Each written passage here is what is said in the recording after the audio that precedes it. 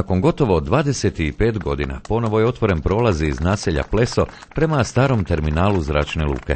Prolaz je tada zatvoren iz sigurnosnih razloga, a 5 godina za otvaranje ovog malog dijela ceste bori se građanska inicijativa Pleso nije geto.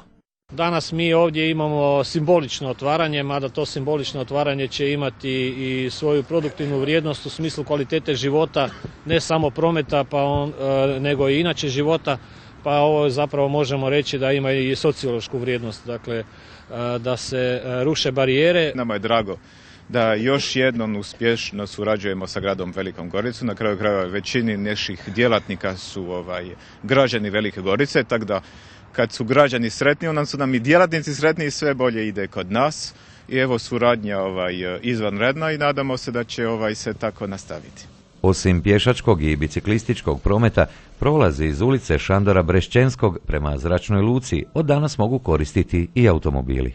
Nije potrebno da ovdje komunicira teški promet, nego onaj laki promet i bitno je da ne kružite više okolo kad idete prema Zagrebu bilo gdje drugdje, nego da možete ovuda proći i vi ste preko Fizirove lijevo ako idete prema Zagrebu ili Mlaki ili Velikoj Gorici ili desno ako želite ići prema Radničkoj, odnosno istočnoj obilaznici. Otvaranje prolaza koji će im skratiti putovanje do Zagreba, ali i poboljšati poslovanje ugostitelja i poduzetnika, došli su popratiti i sami stanovnici Plesa.